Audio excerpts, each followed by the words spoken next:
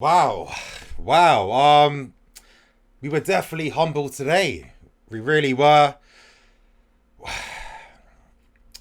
In a way, this match review today is going to be completely different because I want everyone to look at the bigger picture, believe in the process. Things like this will happen. It's understandable, it's expected. Let's not start acting reactionary, this player's this player's that, the manager did this, the manager did that. This is just part of the process. Unfortunately, this type of result was definitely going to come. If you look at our previous games over the past month, teams have been finding us out a bit tactically. Tottenham were always going to be the team to really push us even further because Pochettino is a world-class manager. I don't care what anyone says. And I'm going to sound crazy, but maybe in a way, losing this game in this type of manner is what we needed to really see things objectively and see things clear. We need to see the weaknesses in the team, areas we can improve in, what's stopping us from really mastering and really perfecting Sarri ball. It's not a time to start reacting and start being negative. It really isn't. And in this match review today, I'm going to be telling you guys exactly why we were so bad today, why Tottenham exposed us so hard tactically, and what the future holds. Anyway, you guys, if you like this video, smash the like button, help me get more than 500 likes for today's video, and press the bell notification button as well to stay tuned to all things Blue Lines TV. Anyway, starting with the lineup, and none of us were surprised whatsoever. It was our strongest team. Sarri said himself that every single player was fit.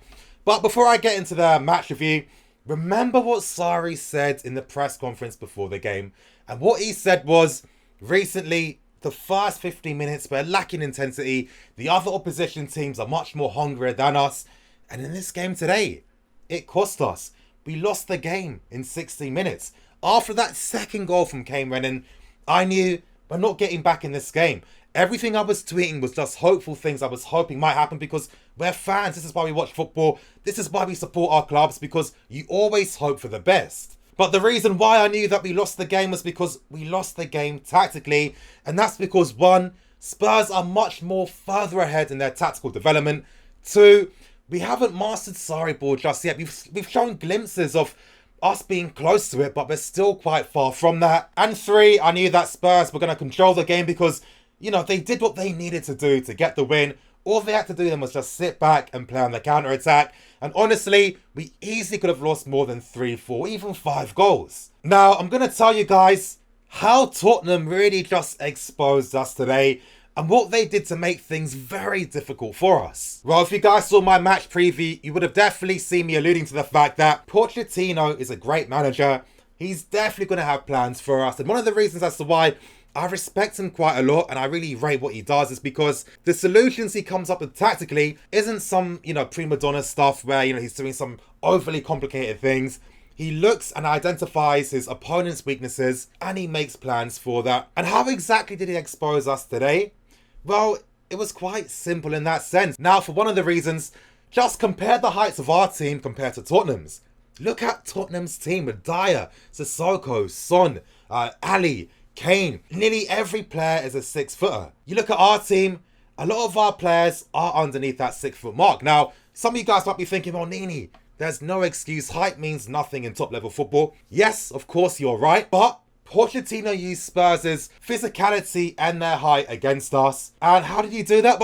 It was really simple. Crosses into the box. And it makes so much sense. Other than Rudiger and Luiz, is Jorginho or Kovacic going to help us out defensively when it comes to aerial balls? Of course not. Is Kante going to do that? No. No one is, because no one's good in the air. I mean, one of our tallest players is playing as a left back. He's not going to be inside the box to really help us with those type of opportunities. So Spurs always had an advantage tactically when it came to that height difference. As I'm saying, Pochettino is a world-class manager and he really tries to exasperate this weakness that we do have in the team. And how did he do that? Well, Spurs were incredibly aggressive in the wide areas.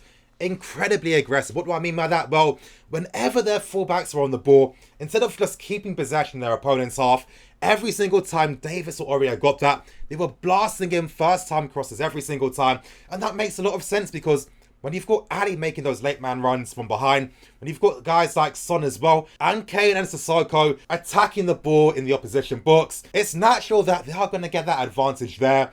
And this is why in that opening 15 minutes, we just couldn't cope with them. Spurs wasted no time with their use of the ball in the wide areas. Now, one great thing that Spurs have is with guys like Eriksen and Ali, who are really, really good at playing off the ball and being very intelligent with their movement. These are the type of players that help them create those attacking overloads. I mean, look at Dele Alli today. He was constantly making late man runs from behind in between Rudiger and Luiz, because by doing that, you shift them out of their positions and you really make it hard for them as well. With Spurs being very aggressive in those wide areas as well, it meant that Alonso and Aspi were constantly overrun every single time. And in a way, it brought back memories of that win over Arsenal, where Arsenal had that 5-10 minute spell where they easily could have won the game during that period, and our fullbacks were nowhere to be seen. Now, as I started off this video, I told you guys, look at the bigger picture. Now, why am I saying that? Because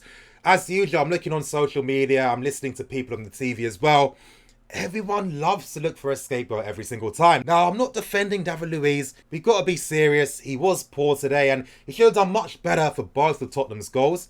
But at the same time, I'm looking at Rudiger as well. And Rudiger could easily have been in that same position Luiz was in, where goals could have come through Rudiger's mistakes. But look at the bigger picture.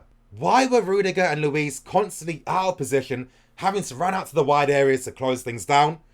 That was because of how Spurs attacked us down those wide areas. They took out Alonso and Aspi out of the game. They used those early crosses from the wide areas to really affect us for those crosses in the box. And if the Spurs players weren't able to put a first time cross in, we know how Spurs play. You've got Ali, Son and Kane really close to each other. They like to operate between the lines. All the fullbacks from Spurs had to do was play those really quick passes between the lines for those guys to operate in.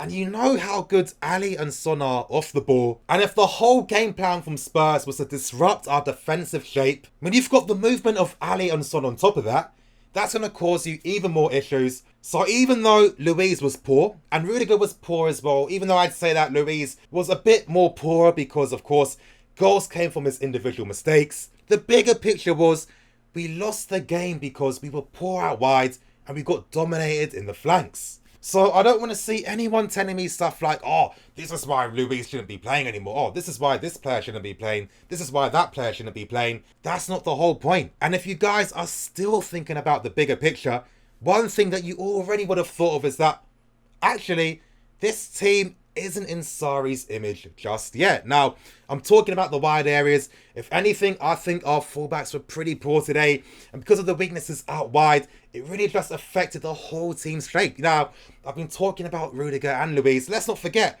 Jorginho really struggled as well in that reduced role. And when I say the bigger picture, look at what Pep Guardiola did with Man City in that second season. They bought Danilo, they bought Mendy, and they bought Kyle Walker. They spent like 150 million on fullbacks. Now at the time, everyone was ridiculing them. Oh, how can you spend so much money on fullbacks? It's the modern game. With fullbacks, it's not about you scoring goals inside the box. That's a bonus. That's not the important thing. You got to be pivotal in the build-up phase of the game. Now, that's not me saying Alonso and Aspi are championship level fullbacks. That would be stupid to say. Of course not. But if you're constantly thinking about the bigger picture, you would tell yourself, are Alonso and Aspi 1,000% suited to Sarri ball? Me personally, I definitely don't think so. Yes, Alonso has a goal threat. Just because you have a goal threat does not mean you're a great attacking player. What was he doing in the wide areas? He did nothing to help us. He kept losing the ball. He wasn't winning tackles at all. Looking at Azpilicueta, yes, he put in the assist for Giroud at the end. But where was he at times where we're trying to break down Spurs? He was providing no width whatsoever because the guy's still way deep in his own half. We can't do that. Look at what Aurier and Ben Davies did today. This is how top teams use their fullbacks. You look at every top team in the world. Look at every top team with top world-class attacking players. Those attacking players have world-class fullbacks to help support them. That's what top teams need. Now, again, I'm not saying that Aspi or Alonso are the worst players I've ever seen. Of course not. I'm talking about if you want a challenge to be the biggest team in the world, because what's the point? What's the point of supporting a club like Chelsea? What's the point of buying players or investing in a club like Chelsea if the plan isn't to be the best club in the world? We're lucky to be able to support a club where we can have that aspiration and that dream. It's not going to happen this season. You guys already know that. I've been speaking about that quite a lot. But I don't want this to be the game where people start turning on players, being incredibly reactionary, etc., etc. Does this mean that Sarri got the tactics wrong? Well, no. And the thing is, when you've got a manager like Sarri, you're buying into that philosophy and how he likes his teams to play. Now, I'm sure Sarri could have just set up defensively if he really cared about points over everything. But the reason why we brought Sarri in the first place is because we want to move away from that model of just prioritizing winning over how we win. And if you're doing that, that means that Sarri needs to have patience, the team needs to have patience, and as I keep saying, next season's when we're going to see what we're really about. Look at Man City. They're literally the perfect blueprint to really understand what our growth is going to be like this season, what our season's going to be like, and how we're going to evolve and improve as the seasons go on. Now, that's the main points from today's match review. Got a few more small things to talk about. Of course, I'm going to be releasing the 5 talking points video tomorrow, so expect even more insight and analysis from me. But one thing I need to say is, Kepa's world class, no debating, I don't want to hear it. His confidence, how many important quick saves did he make to stop us from conceding even more? Shout out to Kante as well. This is why Kante is always in the team. Now, people are going to be like, oh, but Kante doesn't do anything offensively. He's not supposed to be the guy playing in this position. For his offensive abilities, this is why Sarri's always saying in press conferences, yo, he's important for our defensive phases. And he is. And, you know, you have to really analyse Sarri's press conferences. It's really not that hard. Whenever he's making a point, he's not talking to the board.